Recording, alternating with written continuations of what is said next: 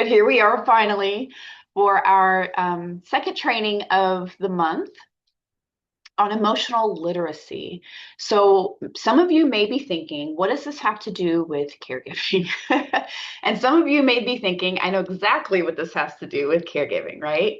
But before I get into the information, I want to invite you all to add your email address into the chat if you would like to participate in our post survey. So again, this is just a very short questionnaire for you to answer that allows you to give your feedback on this presentation and also share some ideas for future topics that you would like to see moving forward.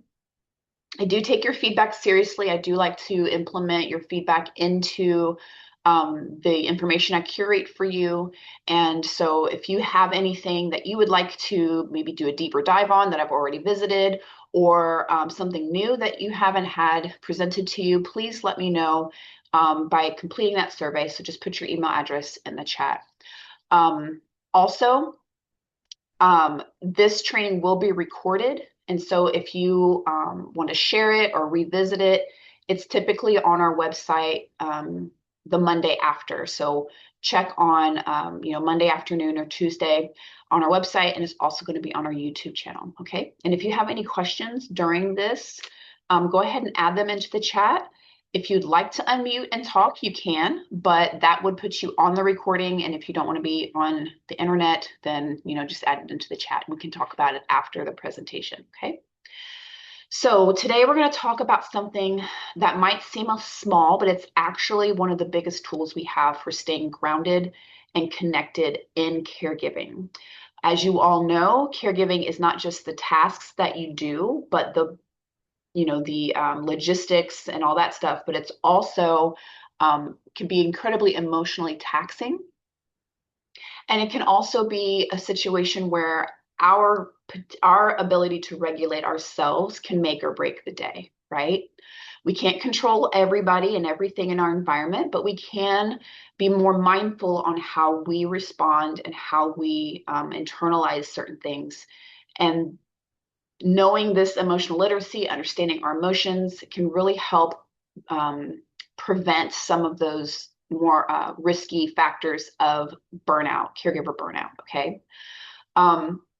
So I am a therapist and I do work as a therapist here at Alabama Lifespan Respite, but this is just for educational purposes only. If you have specific mental health questions, please feel free to reach out to me and I can get you connected with our Family Wellness Initiative or Caregiver Wellness Initiative, which will provide free mental health services for any caregiver, full-time, unpaid in the state of Alabama. So emotional literacy. So this phrase might sound a little clinical, but I promise you that it's not just therapy speak.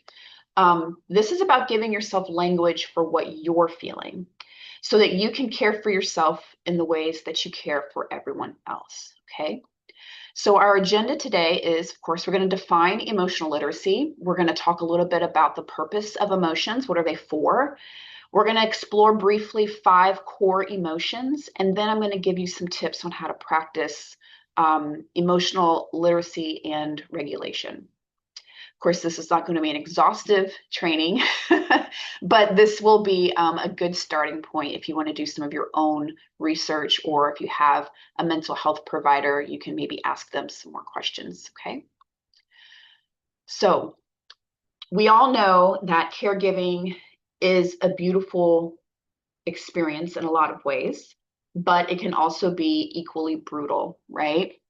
Of course, you love the person that you care for, but sometimes maybe you feel like you're disappearing a little bit in the process, right? So many of us tend to identify more so with the role of a caregiver rather than the person doing the caregiving after a while. You might be somebody's nurse, you're their advocate, you're their chauffeur, you're their counselor, you're their chef, right? You're all these things. And half the time, no one really sees how much you're carrying, right? They just know these things are done. Some of you are not in spaces where you're underappreciated, but it is very common for caregivers to be underappreciated, and the work that they do is largely unacknowledged, right?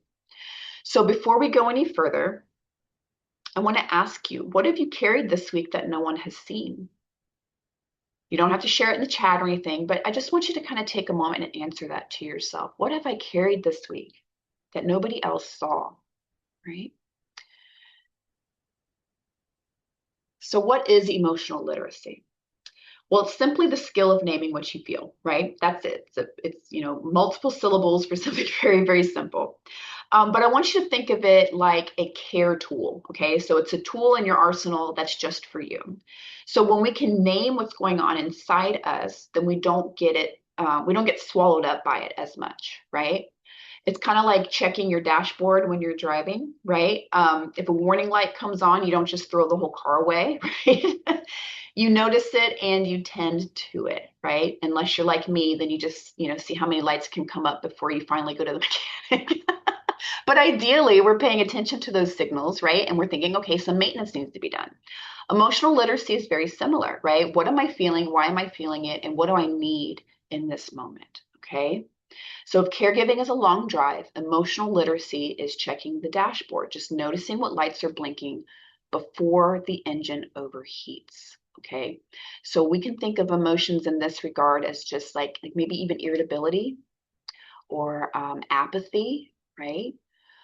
Ambivalence, which is where you can feel two things or more things at the same time, right? You want to do this, but you don't want to do it, right? That's ambivalence. And so we want to think of emotions as data, okay? It's information so that we know what's going on, or at least we can start to be curious about what's going on, okay? So why does this matter?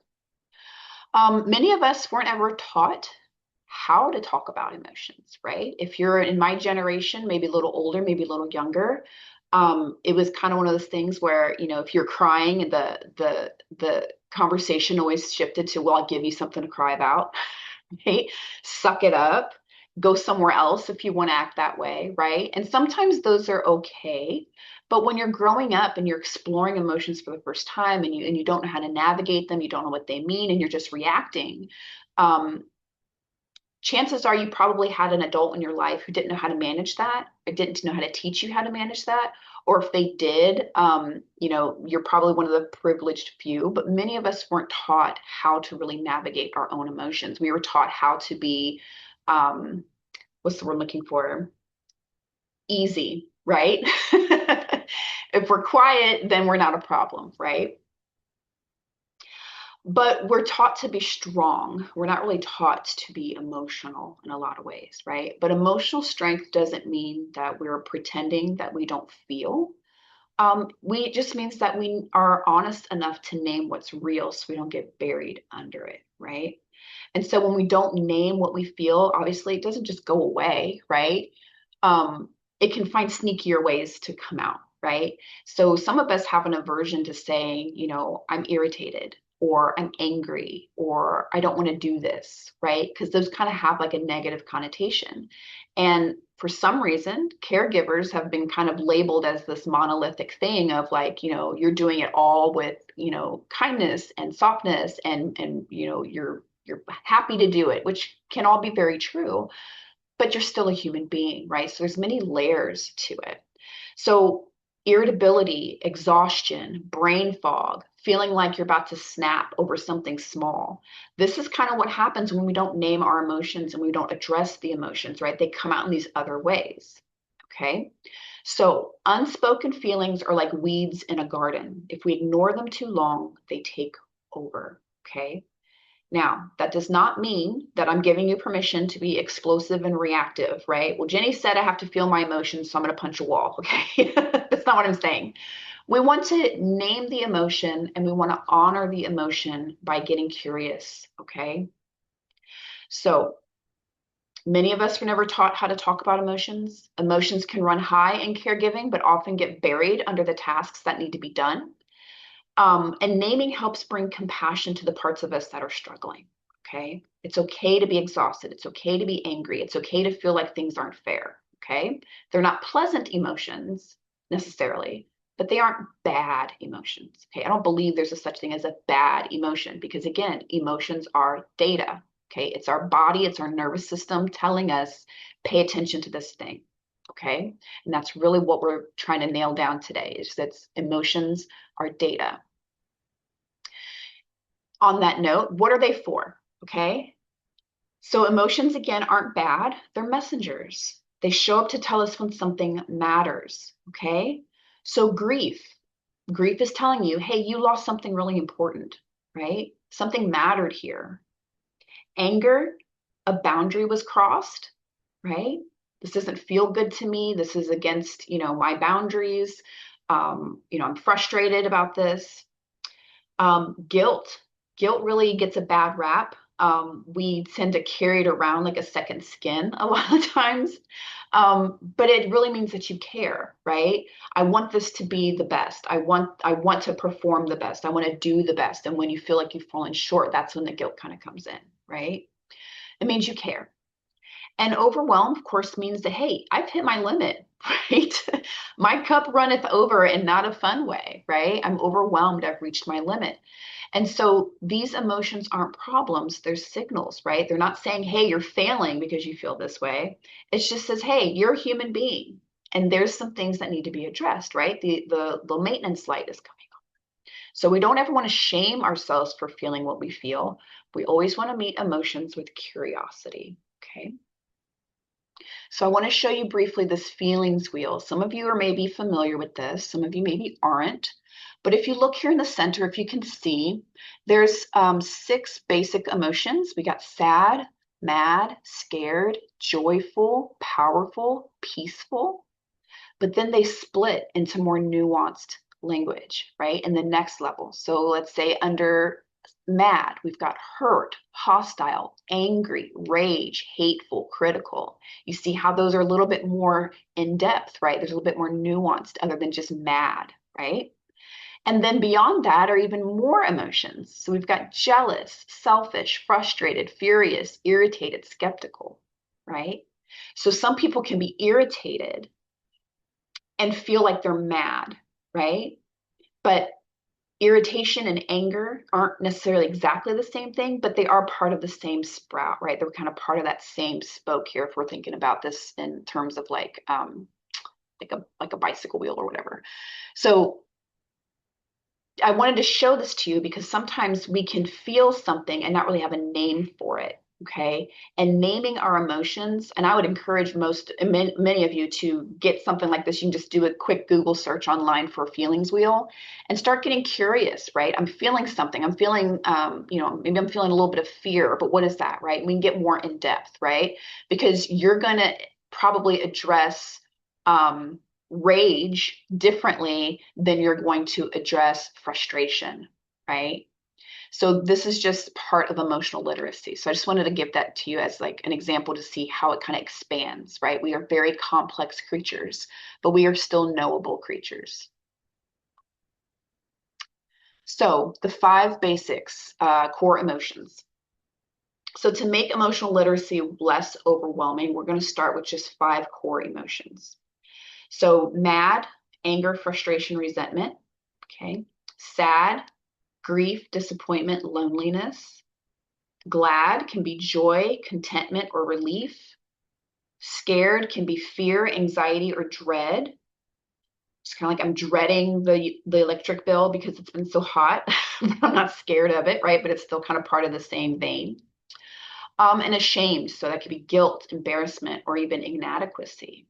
Okay. So when naming your emotions, it's not a test, right? You don't have to get it right. We're just trying to look for what's happening inside of you, right? Just start noticing. And you're allowed to feel more than one thing at a time, right? That's where that ambivalence that I talked about earlier comes into play, right? I have a lot of anxiety about this. I have a lot of fear about this, but I'm also excited about this, right? You can feel the same, or you can feel differently about the same topic at the same time. So when we don't name it, when we skip this step, when we don't check in, it shows up in other ways. Okay. So you might feel tense and not really know why, right? Maybe you didn't address your overwhelm and now you're yelling at somebody that you love, right? We've all been there. Or maybe you feel tired in a way that sleep isn't fixing it, right? Your body is tired, your mind is tired, but you've been sleeping pretty well, right? It's because you're running at full capacity, you're overwhelmed or whatever, right? Your emotions haven't been addressed. And so they can kind of show up in these other ways. Irritability, brain fog, withdrawing, numbness, even, right? We can start to shut down because we can't stay in these intense emotions all the time. They're not being addressed. So we're just kind of, our system just kind of starts numbing us out a little bit, right? So this isn't to say that you're broken if this is where you are. It just means, hey, you're carrying a lot and maybe you haven't had enough support, right? Maybe you haven't had enough help. Maybe you haven't had a space where you can actually say the things that you're thinking and say the things that you're feeling. And so you're kind of keeping it all inside, right? That takes a lot of cognitive energy to suppress your emotion, okay? So your brain can be very tired just because you're working really hard to keep your mouth shut, okay? But again, we're human, right? And I'm not saying you have to go and tell everybody all your business, but it is important to have places that are safe for you to have these outlets, okay? So how do we practice emotional literacy, right? Many of us as adults, we know how to name our feelings, right? I'm frustrated, I'm excited, I'm scared, all those things, right? But emotional literacy and reading our emotions is a skill that we can expand, we can deepen, and we can learn a little bit at a time. So here's a simple 4-step method that I can teach you. Say you're feeling some kind of emotion, you're activated, right? Your nervous system is activated. So we want to pause and notice, okay? What's happening in your body? Where do you feel it, right? I know when I get angry, my hands get hot. My face gets kind of warm, right? When I'm scared, I tend to kind of collapse a little bit in my shoulders, right? My breathing gets more shallow. Um, when I'm excited, it can very much feel like anxiety in my body because there's a lot of adrenaline going on, but I'm not, clenching my jaw and all that stuff like I would be with anxiety. I'm more open and more curious. Okay. So pausing and noticing, feeling what's going on in your body is a great first step to building the skill of emotional literacy. Okay. The next one is to name it, even if it's messy, right? I feel tense and tight, so I'm probably anxious, right? I feel sad and exhausted, okay? Naming it, even pulling out that feelings wheel and saying, I feel these things. That's how we become literate, right? That's how we know, hey, certain body signals are activated and they line up with this emotion. So then you're more on a clear page of like what it is you're feeling, which leads you to what it is that you need. Okay. Which is the next step. Tend it. What would help? Okay. A breathing exercise, right? Or even just a pause before responding. Calling somebody that is in your support system, right? Calling a trusted friend that you can vent to who's not going to judge you for all the curse words that are coming out of your mouth, right? Um, Maybe you need a cry, right? Our culture is really, really bad about kind of demonizing tears after a certain age, right? Even when you're little, we're kind of taught, don't cry, right? Suck it up, don't cry. People don't want you to cry because it makes them uncomfortable. And people are just going to have to get over that, right? Because crying serves a very specific biological purpose. A lot of it is we can release hormones when we cry that help kind of complete that circuit of activation. And so when you hold in tears and we suck it in and we don't emote, that causes problems down the road, physically and emotionally and mentally, right? So I will always advocate for people to cry. It's nothing to be embarrassed about. It is just a biological response, like sneezing or swallowing or blinking, right? These are things that we as human beings are allowed to express, and it's good for us to do that, okay? Of course, I'll always advocate if you want to cry in private, that's okay. If you want to cry with somebody you trust, that's okay. If you want to cry in the middle of Publix, while you're standing in line getting groceries, because I've definitely teared up a few times when they give me my total, but choose what makes sense to you, right? Where you're safe and you feel like you can be supported, okay? And maybe you just need a nap, right? Maybe you need to take some rest because you're overwhelmed, you're irritable, you're angry, you're not thinking clearly, right? Because you're activated. And then finally, trust it, right? Again, your feelings are data and they're valid. You're not being dramatic because you're having a human experience, okay? You're allowed to feel what you feel, okay? The more we name it, the less power it has over us, okay? And just like learning any new language, right? Language, as far as, when we're little and we're learning to speak the English language, we're trying to learn, different like work jargon, or even trying to pick up a new language as in our adult years, it's going to be awkward at first, right? It's going to be uncomfortable. You're going to say the wrong things. You're going to, label things in a way that maybe aren't as accurate, but it does get easier with practice. Okay. It does get easier. And once we, again, name the feeling, we know what it is that we're experiencing, we understand what our body is doing during that activation of that emotion, we become much more fluent in it. And so, for an example, I know when I'm starting to get irritable, it can very quickly shift into anger, which very quickly shifts into, having, using language I'm not supposed to be using, right? So when I notice my body responding, then I can say, okay, I need to take a step back, right? That kind of thing. So how do we use this in real life, right? So there's a few ways that we can make emotional literacy and acknowledging our emotions part of our daily rhythm. Keep a feelings or word list nearby, okay? It might sound weird, um, but this can be a great tool for you as you're learning your signals, as you're learning your body's language. Just have some feelings nearby, right? It can just be those 5 basic ones that I gave you. Or it could be a feelings wheel, or just things that hey, I often feel irritated. I often feel overwhelmed. I often feel like I want to isolate, right? So just kind of keep those maybe, on your fridge or near your mirror, somewhere where you're going to see it every day. And then check in with yourself. Okay. So maybe you're making coffee or tea in the morning or breakfast. And you can maybe even say, like, what 2 words describe how I feel today? Right. Use your body cues. Where's your tension? Does your stomach feel a little weird? Are you having headaches? Right.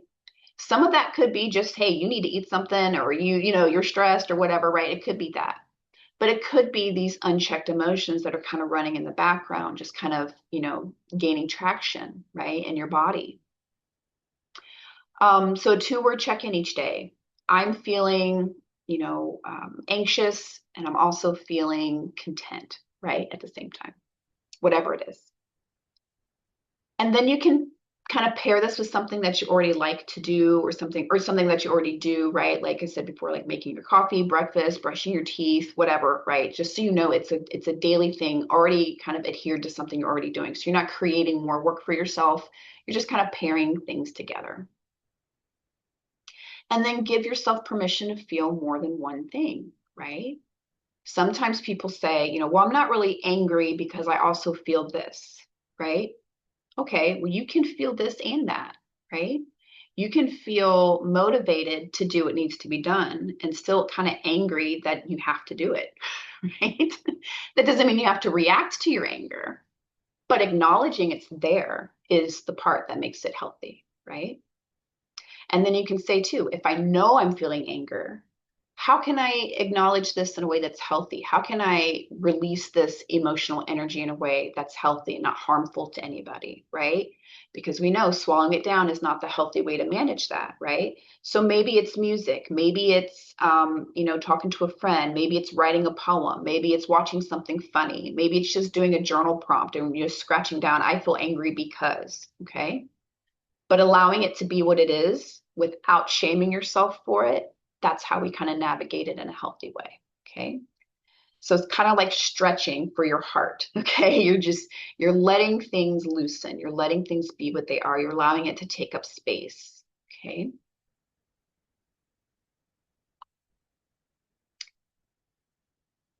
So What makes this possible? Why does it matter? What does emotional literacy even help, right?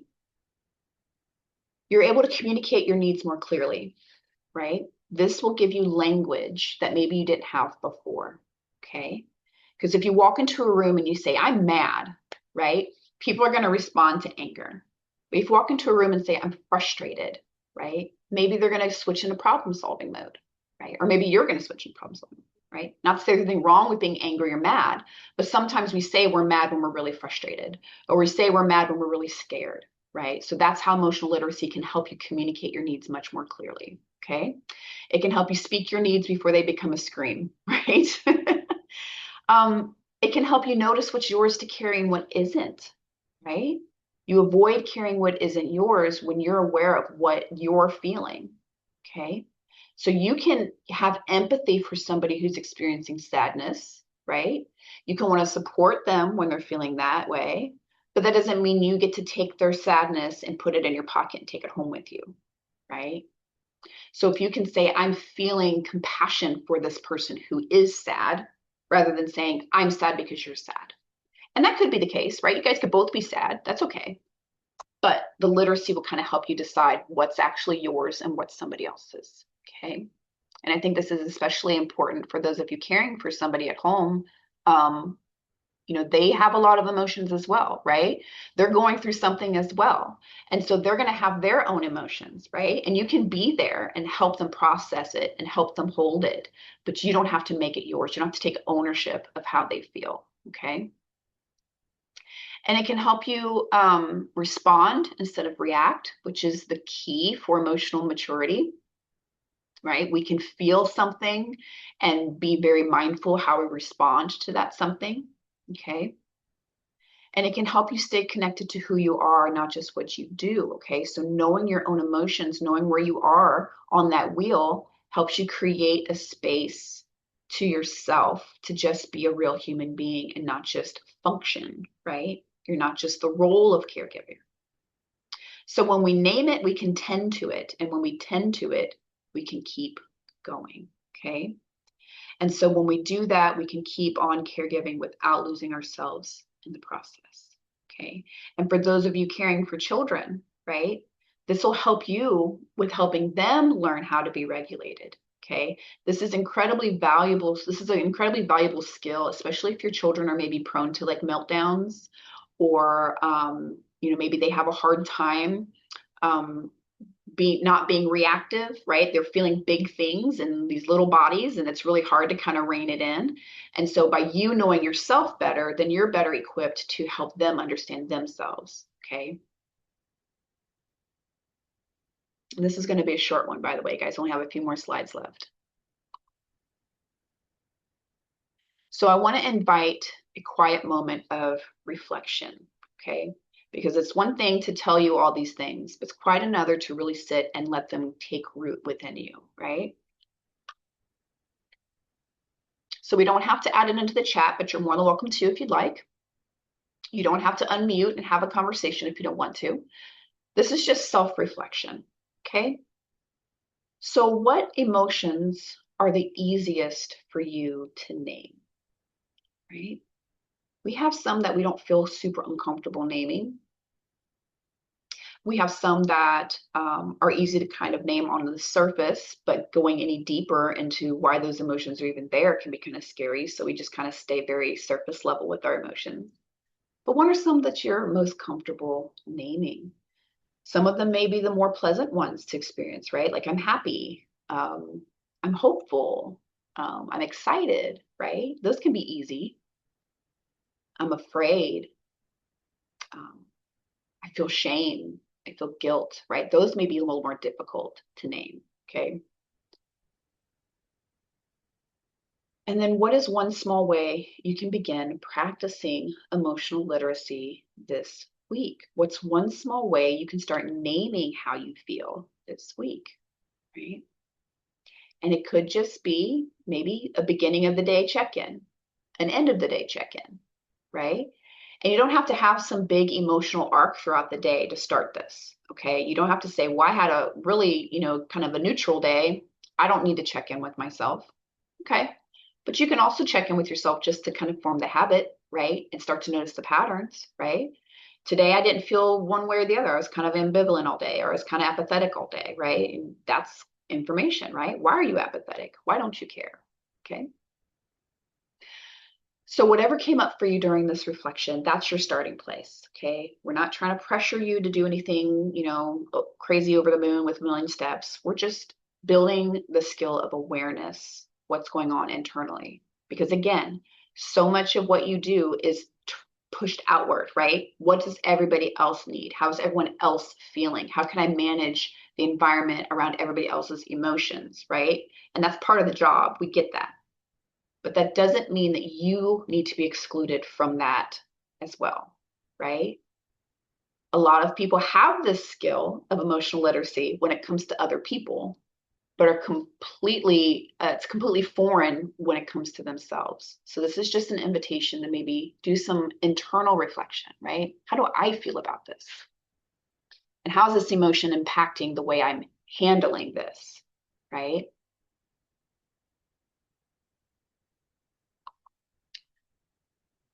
Final thoughts. If no one's told you, thank you for the work that you do, for your care, for your love, for your presence, even on the hard days, right? You don't get to clock out. You don't get to say, well, that's somebody else's problem. Most of you, right? You are not invisible. You are not alone. And you are always allowed to feel what you feel. Okay. There's no shame in being a human being. Now, we can do some shameful things as human beings, obviously, but having emotions is nothing to be ashamed of. Okay. It's okay to feel not okay. Right? So I hope you take what you need from this information and just let the rest go. Okay. Some of you might be thinking, okay, Jenny, I learned this watching Sesame Street growing up. Mr. Rogers told me all about this, right?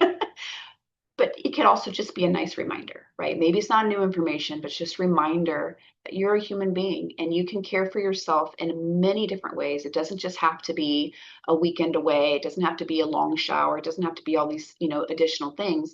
It can really just mean let's turn inward a little bit and check in. How am I doing? And then see what surfaces, right? Maybe you're doing okay. Maybe you're not.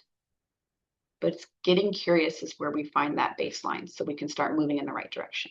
Okay. And if nobody's told you this lately, you're doing better than you think. Okay. I talk with caregivers all day, every day, and so many of you feel like you're failing.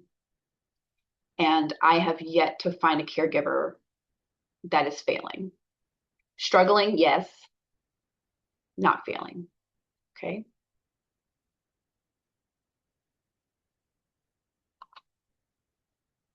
So that's my info. I told you it's going to be short today, under an hour. But that's okay because now we have time to talk. Let me go ahead and stop my recording.